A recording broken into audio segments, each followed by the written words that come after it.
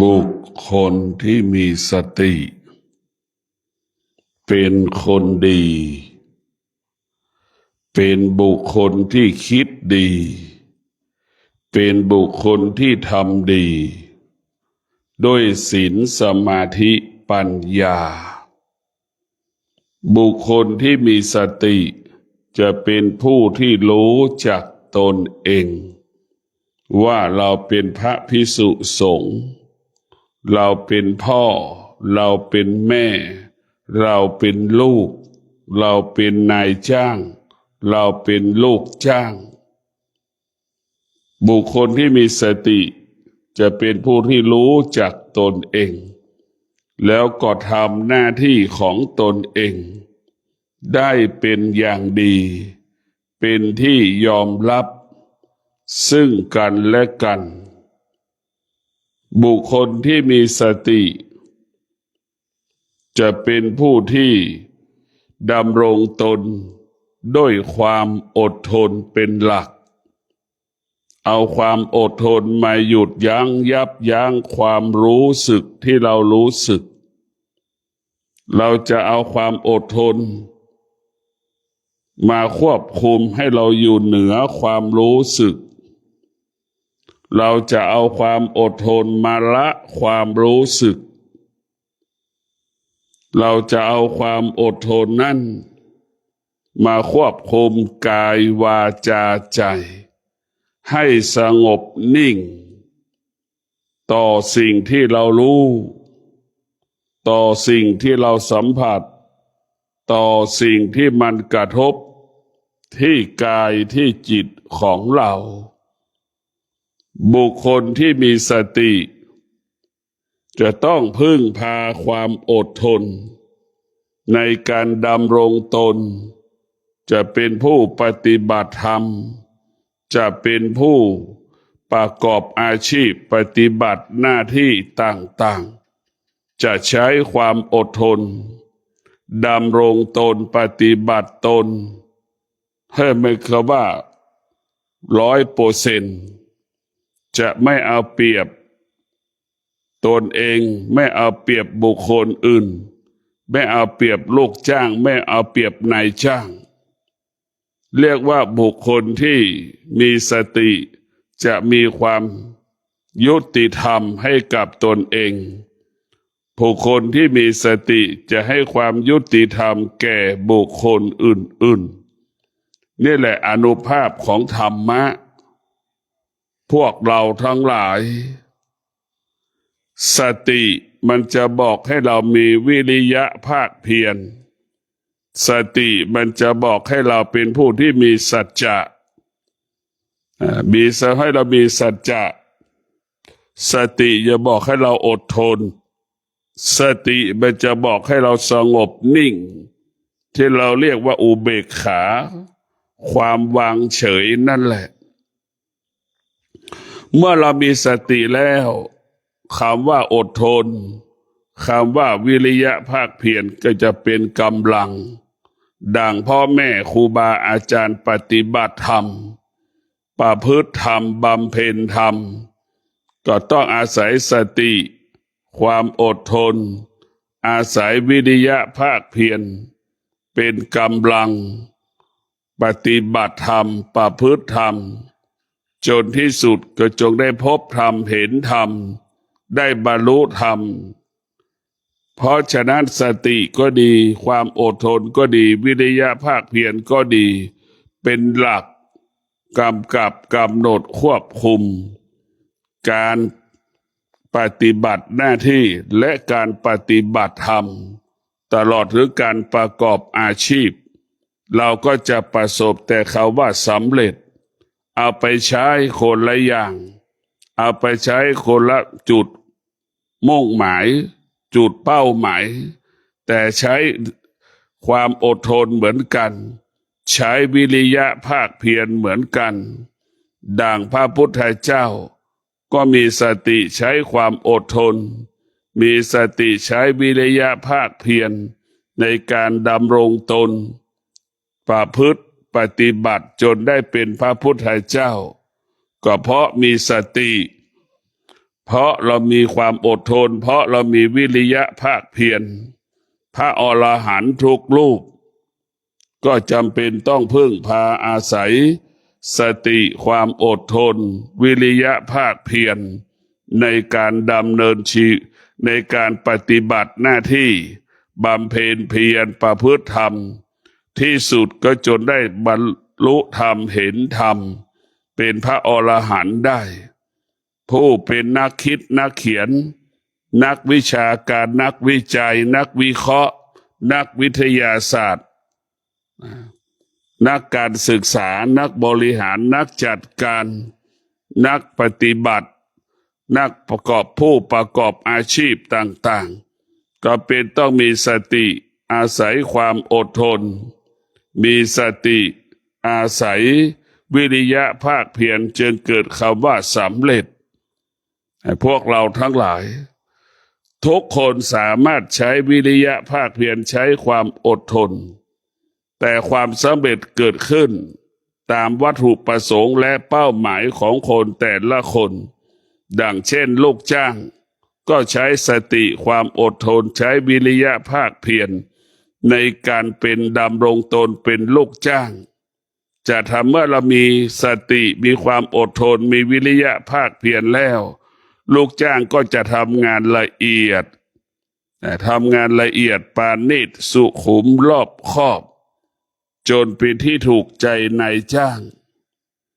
เพื่อจนชนะใจนายจ้างเพราะเรามีสติมีความอดทนมีวิริยะภาคเพียรลูกจ้างจึงประสบความสำเร็จ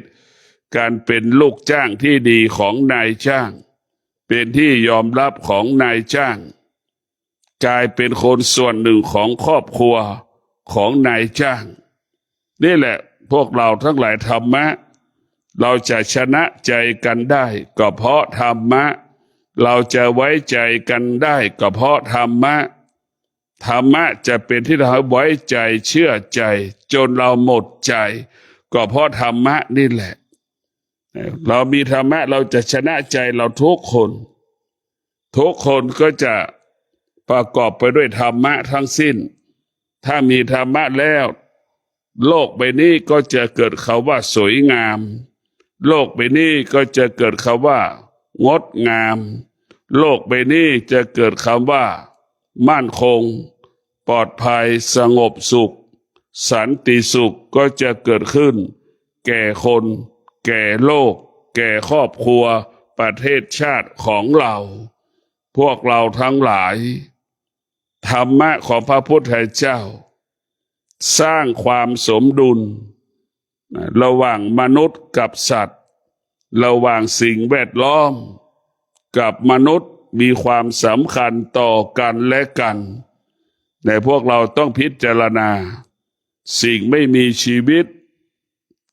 ก็มีความสำคัญต่อสิ่งมีชีวิตของเราแม่น้ำป่าไม้ภูเขาอากาศก็มีความสำคัญต่อการดำเนินชีวิตของเราแต่พวกเราทั้งหลายพระพุทธเจ้าจึงให้เราให้ความสำคัญต่อสรรพสิ่งทั้งปวงว่ามีความสำคัญต่อการดำเนินชีวิตของมนุษย์และสัตว์ก็ต้องอาศัยแม่น้ำป่าไม้ภูเขาเสมอเหมือนกันหมดไม่มีสิ่งใดดีกว่าอีกสิ่งหนึ่งไม่มี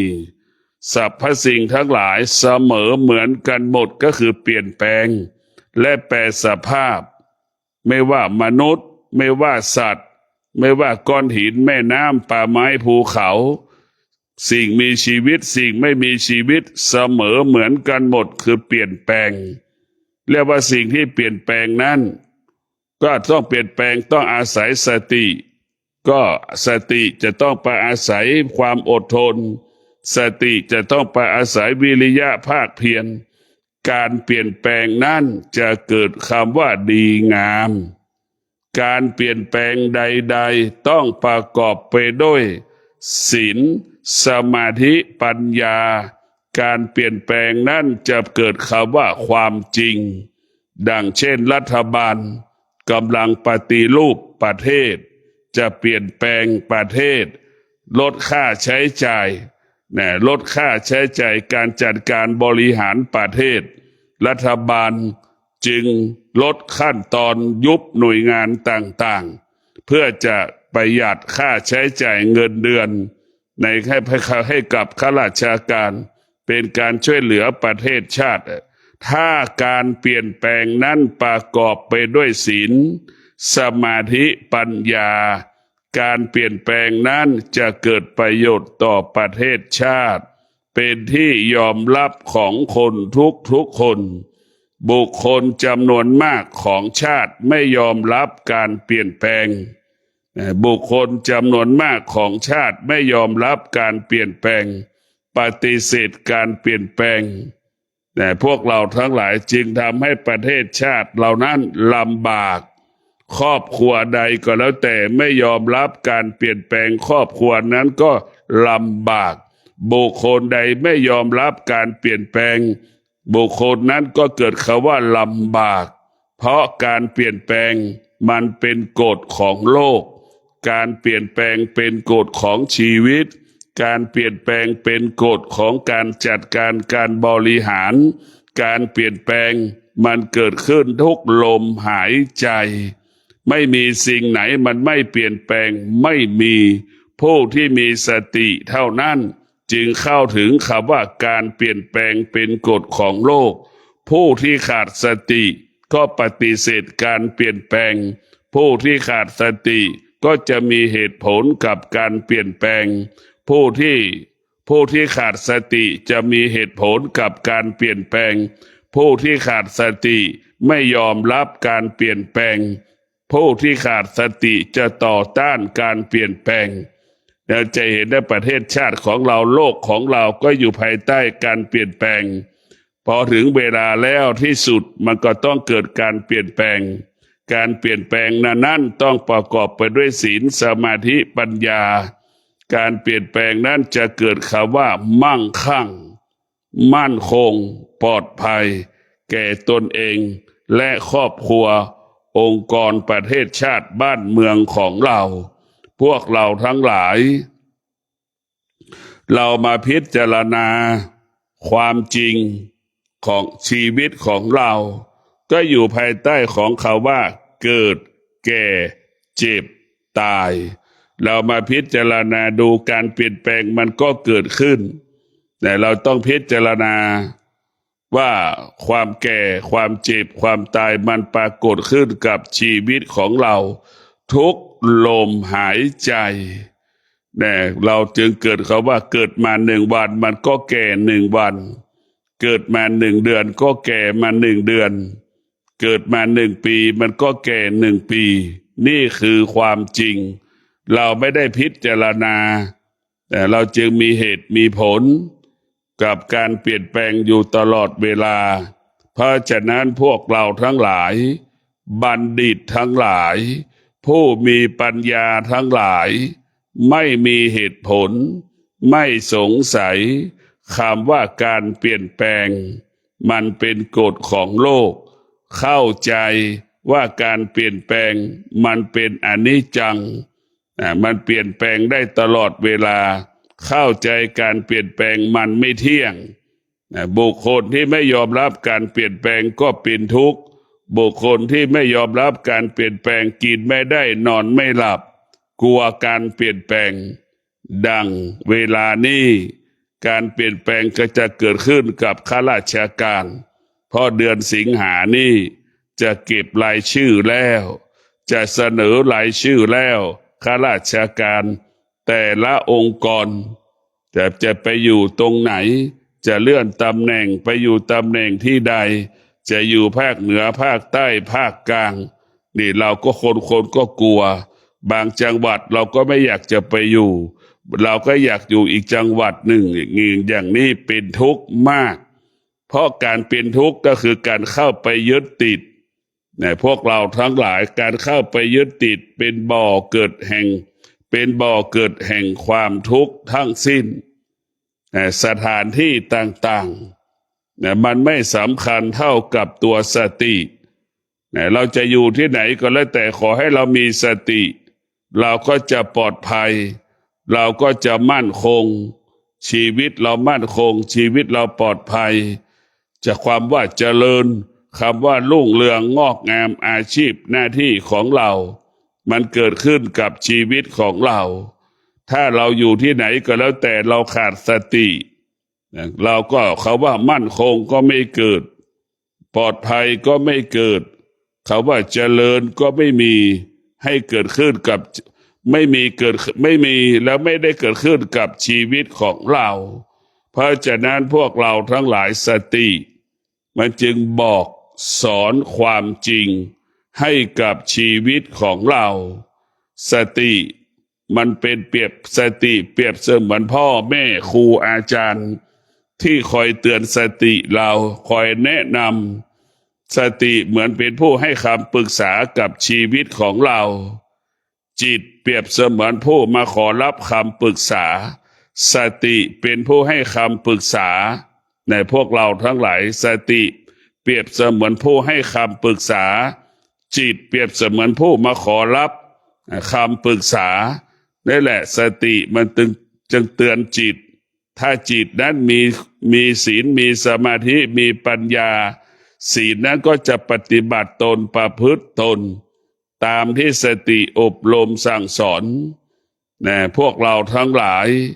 เรากลับมาพิจารณาบุคคลที่เกษียณอายุแล้วเราต้องมาพิจารณาบุคคลที่เกษียณอายุแล้วกินเพื่อตายมีชีวิตอยู่เพื่อตายนอนก็เพื่อตายตื่นก็เพื่อตาย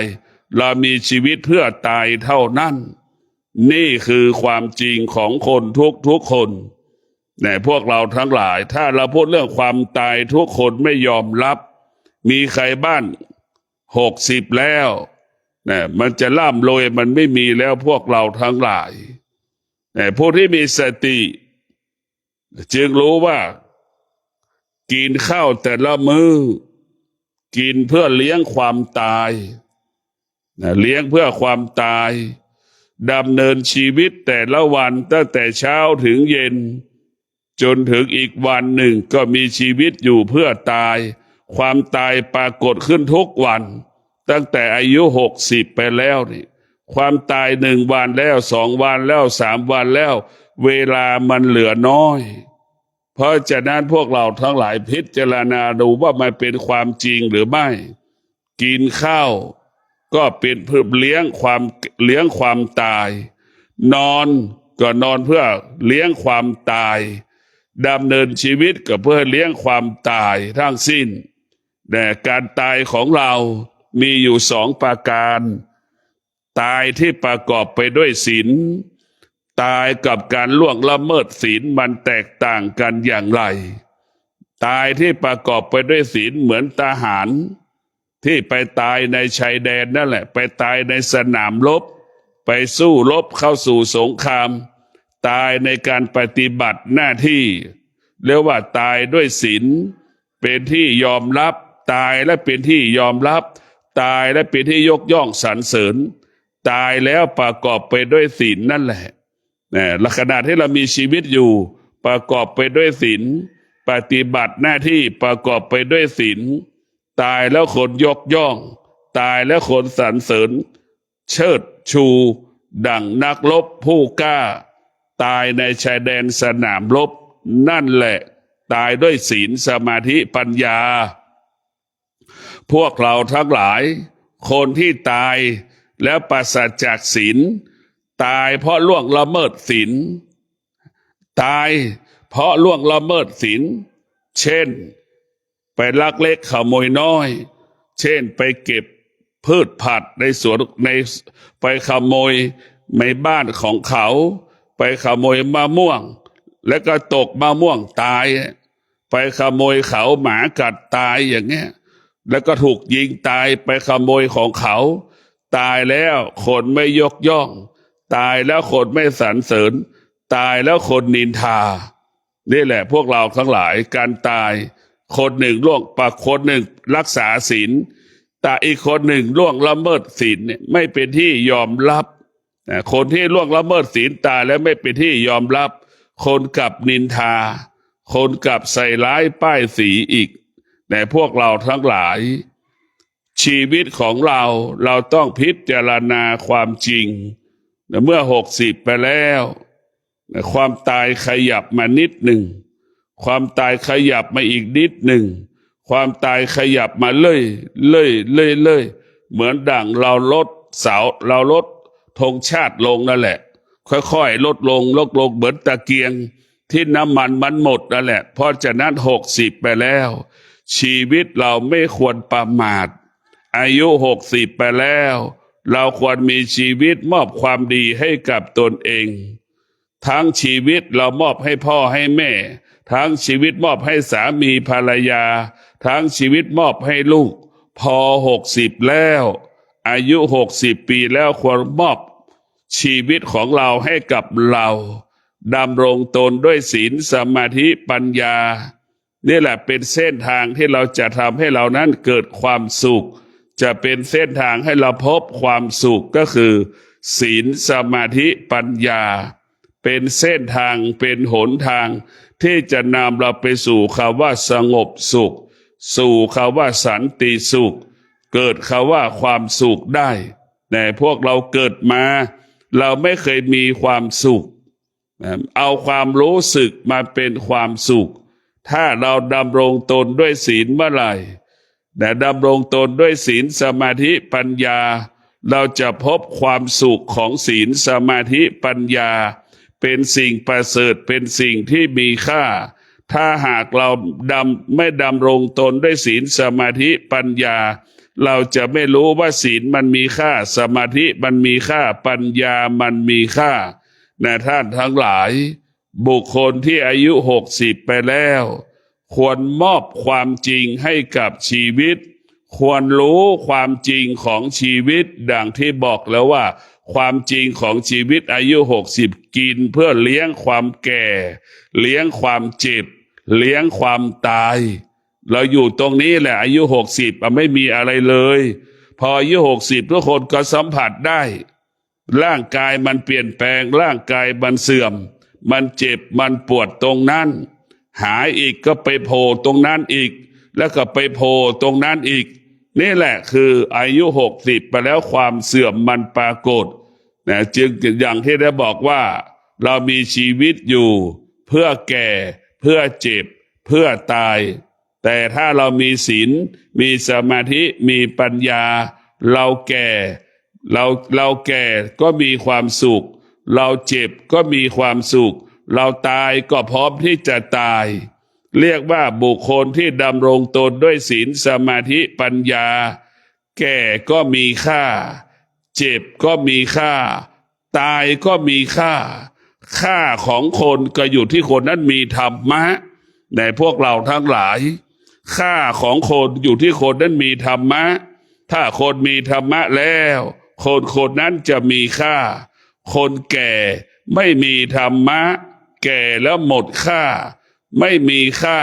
ไม่มีความหมายใดๆในสายตาบุคคลในครอบครัวนั้นเพราะฉะนั้นคนแก่บุคคลใดที่ไม่มีศีลไม่มีสมาธิไม่มีปัญญาแก่นั้นจะหมดค่าแต่พวกเราถ้าใบไม้ยังมีค่าใบไม้ยังมีค่ากว่าคนที่ไม่มีศีลแต่พวกเราทั้งหลายคนที่มีศีลมีค่ากว่าเงินหมื่นล้านคนที่มีศีลคนมีค่าไม่มีค่ายิ่งกว่าอัญมณีชั้นหนึ่งอัญมณีชั้นหนึ่งของโลกในพวกเราทั้งหลายคุณค่าของคนอยู่ที่คนดำรงตนด้วยศีลสมาธิปัญญานี่คุณค่าของเราอยู่ตรงนี้ในพ่อณพลอายุ60แล้วเราต้องประพฤติตนปฏิบัติตนให้คนทุกคนยอมรับให้คนทุกคนสรรเสริญดังคนที่ไม่มีลูกจะบอกว่าไม่มีลูกแล้วจะไม่มีใครดูแลจะบอกว่ามีลูกแล้วลูกนั้นจะดูแลอันนี้คนจำนวนมากคิดแบบนี้คนลูกจะดูแลเราลูกที่พ่อแม่ที่มีลูก แล้วพ่อแม่ดำรงตนด้วยศีลดำรงตนด้วยสมาธิดำรงตนด้วยปัญญาลูกหลานดูแลพ่อแม่อย่างดีตอนไม่เจ็บไม่ป่วยพ่อแม่ก็อุดมสมบูรณ์ไปด้วยข้าวปลาอาหารทรัพย์สมบัติปัจจัยสี่ลูกมีความสุขลูกมีความพร้อมลูกเป็นผู้ที่เสียสละทุกอย่างให้กับพ่อกับแม่ที่มีศีลมีสมาธิมีปัญญาเวลาเจ็บป่วยลูกหลานก็ดูแลอย่างดีจนวันสุดท้ายพ่อแม่ตายก็มีความพร้อมที่จะจัดงานศพมีความพร้อมที่จะเผาพ่อแม่ตนเองเพราะพ่อแม่ผู้ประกอบไปด้วยศีลสมาธิปัญญาจึงทำให้ลูกนั้นมีความสุขในการดูแลตั้งแต่ไม่เจ็บไม่ป่วยมีความสุขดูแลจัดการศพนี่แหละพวกเราทั้งหลายตรงกันข้ามบุคคลที่มีลูกมีลูกแล้วไม่มีพ่อแม่มีลูกครอบครัวที่มีลูกแต่พ่อแม่ไม่มีศีลไม่มีศีลไม่มีสมาธิไม่มีปัญญาจะมีลูก4-5 คนลูกก็ไม่ดูแลพ่อแม่ลูกก็ไม่ให้เกียรติพ่อแม่ลูกก็ไม่ให้ค่ากับพ่อแม่ลูกก็ไม่เลี้ยงพ่อแม่ตอนพ่อแม่ปกติลูกก็ไม่ไปมาหาสู่ตอนพ่อแม่เจ็บป่วยผิดปกติลูกก็ไม่ไปมาหาสู่เวลาจัดงานศพพ่อแม่ตายลูกก็ไม่พร้อมที่จะจัดงานศพให้กับพ่อกับแม่เพราะพ่อแม่ไม่ได้ดำรงตนด้วยศีลสมาธิปัญญาเพราะฉะนั้นพ่อแม่ที่ล่วงละเมิดศีลเนี่ยไม่มีสมาธิขาดปัญญาจะทำเรียกว่าทำตนไม่เหมาะสมกันเป็นพ่อเป็นแม่ของลูกดำรงตนไม่เหมาะสมกันเป็นปู่เป็นย่าเป็นตาเป็นยายล่วงละเมิดศีลกินเหล้าเป็นประจำอย่างนี้กินเที่ยวเล่นเฮฮายังมีความสุขสนุกสนานเป็นแบบนี้เป็นลูกหลานไม่เป็นที่เคารพของลูกหลานนี่แหละลูกหลานจึงไม่มีกี่คนก็ไม่เลี้ยงเราจะไปคิดว่าเขามีลูกแล้วเขาจะเลี้ยงเราไม่ใช่เรามีธรรมะลูกมันจะเลี้ยงเราถ้าเราไม่มีธรรมะลูกมันจะไม่เลี้ยงเราเนี่ยพวกเราทั้งหลายธรรมะเท่านั้นที่จะชนะใจลูกจะไปบอกว่าเรามีลูกแล้วลูกจะเลี้ยงเราไม่จริงคนที่ไม่มีลูกไม่ว่าชายและหญิงให้เข้าใจถ้าเรามีศีลมีสมาธิปัญญาจะมีคนเราดูแลเราอย่างดีเมื่อเรามีศีลมีสมาธิปัญญาเขาเรียกว่าคนดีคนข้างบ้านมันจะรู้ดีว่าเราเป็นคนดีเรามีศีลมีสมาธิปัญญาตอนที่เราปกติเราก็เมตตาคนรอบๆตัวเรามีอะไรกินที่มันมีมากเราก็แบ่งให้คนรอบๆข้างได้กินเป็นเพื่อนเป็นมิตรที่ดีของเราจนชนะใจคนข้างบ้านเวลาเราเจ็บป่วยคนข้างบ้านก็มาดูแลเราอย่างดีเหมือนพ่อเหมือนแม่เราอย่างดีเหมือนหมอเหมือนพยาบาลดูแลเราอย่างดีแต่พวกเราทั้งหลายอย่าไปยึดติดว่าการมีลูกไม่มีลูกแต่เราควรยึดติดว่ามีธรรมกับไม่มีธรรมชีวิตเราจะเป็นแบบนี้มีธรรมชีวิตเราจะเป็นแบบนี้เราไม่มีธรรมชีวิตเราจะเป็นแบบนี้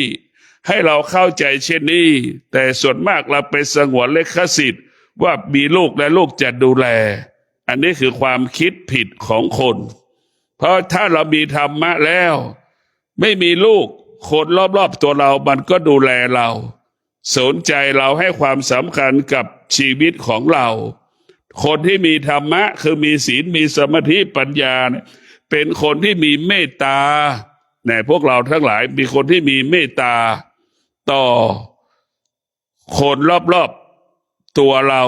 ในสังคมของบ้านเราคนที่มีศีลมีสมาธิมีปัญญาก็จะเป็นบุคคลที่เสียสละแรงกายแรงใจแรงเงินของตนเอง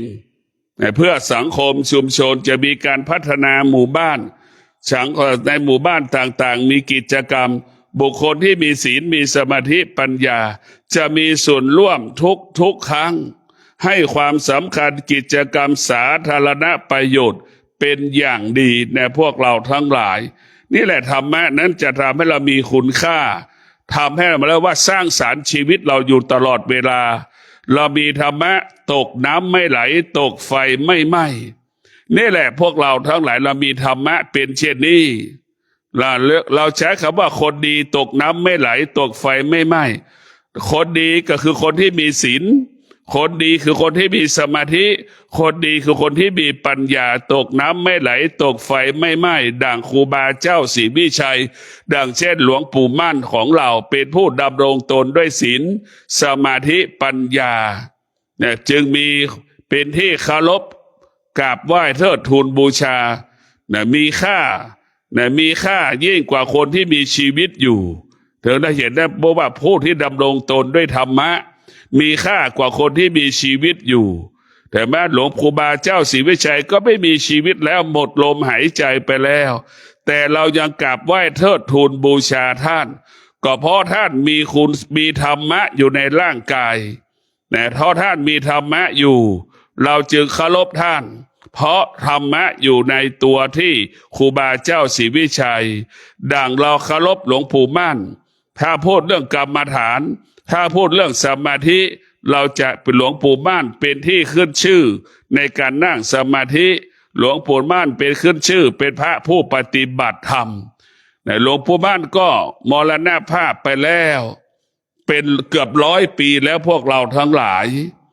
แต่เราก็ยังเคารพหลวงปู่มั่นก็เพราะธรรมนั่นแหละเห็นได้ว่าเราธรรมะนี่สำคัญเราจะคิดถึงตลอดเวลาคนที่มีธรรมะเนี่ยตรงกันข้ามคนที่ล่วงละเมิดศีลนะมีชีวิตอยู่ลูกก็ยังไม่คิดถึงนะพ่อแม่ล่วงละเมิดศีลเนี่ยลูกก็ยังไม่คิดถึงพ่อแม่คนไหนที่มีศีล 5เนี่ยคนก็ยังคิดถึงอยู่ตลอดเวลาเพราะศีล 5เป็นที่ไว้ใจเชื่อใจเห็นไหมเป็นที่คิดถึงอยู่ตลอดเวลาแต่พวกเราทั้งหลายคนที่ไม่มีศีลไม่มีใครคิดถึงคนที่ไม่มีศีลหมดค่าหมดความสำคัญคนที่มีศีลมีค่ามีความสำคัญต่อคนทุกคนในพวกเราต้องได้พิจารณาว่าธรรมะของพระพุทธเจ้าเป็นสิ่งที่งดงามดั่งอัญมณีธรรมะมีค่าดั่งอัญมณีธรรมะมีความสำคัญดั่งอัญมณีของโลกพวกเราทั้งหลายเรามีสติเราเกิดมาแล้วเราควรแสวงหาความดีให้กับชีวิตของเรา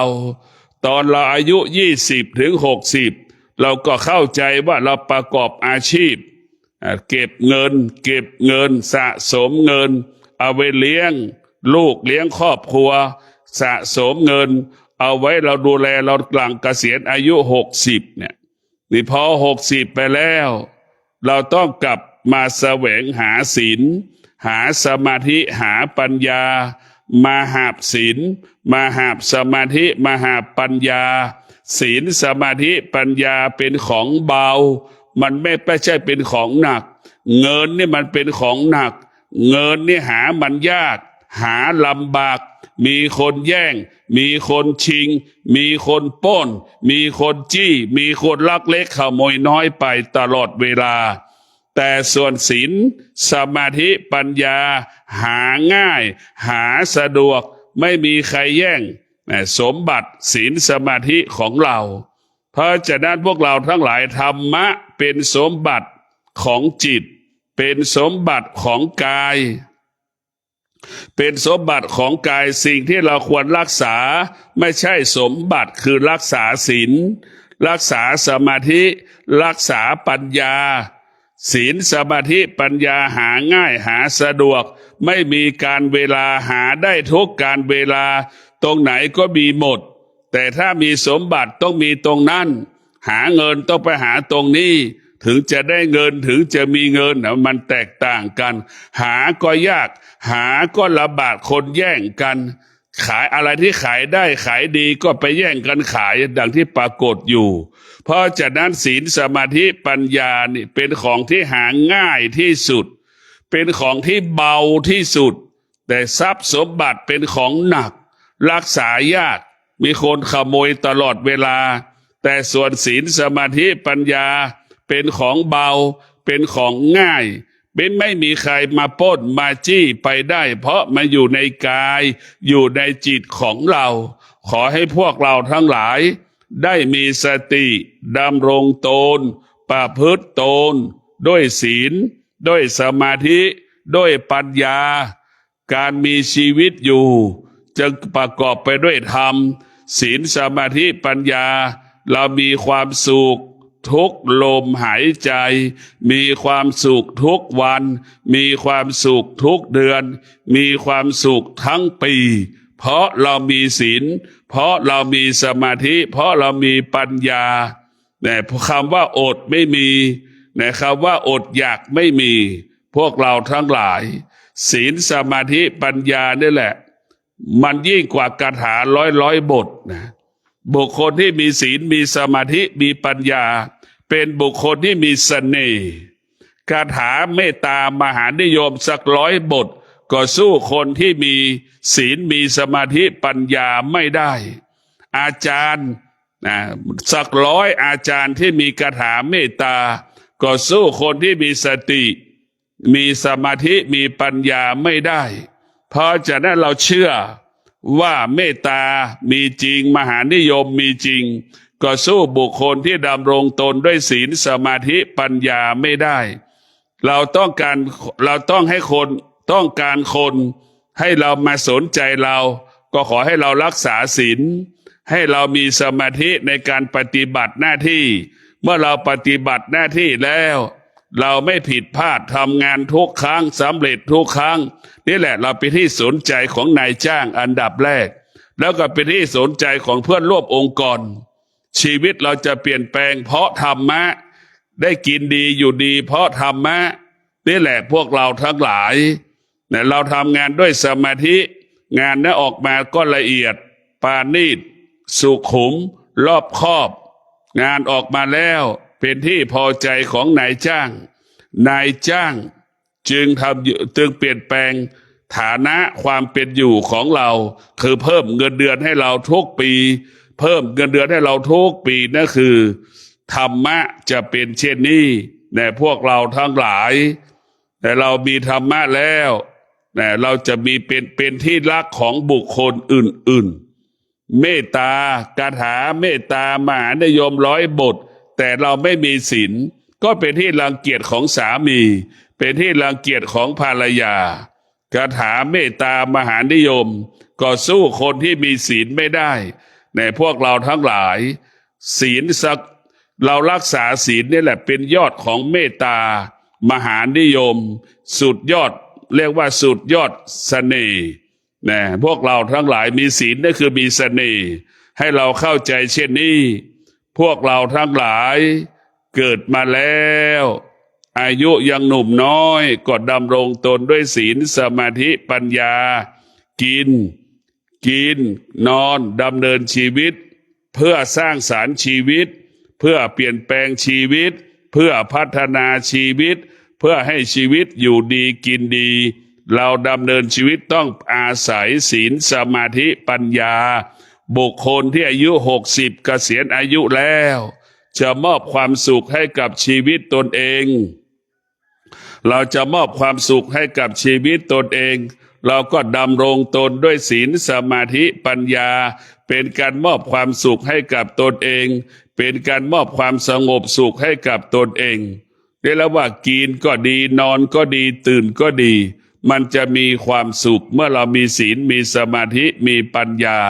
ขอให้พวกเราทั้งหลายได้มีสติในการดำเนินชีวิตของเราต้องพึ่งพาธรรมะคำสอนของพระพุทธเจ้าให้เราเข้าใจว่าชีวิตเรามีค่าด้วยธรรม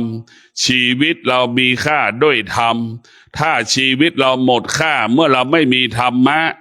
ให้เราเข้าใจเลยว่าสามีมีค่าเพราะสามีมีธรรมะก็คือมีศีลนั่นแหละพวกเราทั้งหลายภรรยามีค่าก็เพราะภรรยามีศีล5 ข้อนั่นแหละมีค่ากับสามีตนเองในพวกเราทั้งหลายได้พิจารณาแบบนี้ค่าคุณค่าก็คือศีลสมาธิปัญญาทำให้เรานั้นเกิดคำว่าคนดีคือคนที่ดำรงตนด้วยศีล คนที่ดำรงตนด้วยศีลเป็นที่ยอมรับของคนทุกคน ไม่ว่าใครก็แล้วแต่ดำรงตนด้วยศีลแล้ว เป็นที่ยอมรับของคนทุกคนขอเจริญพร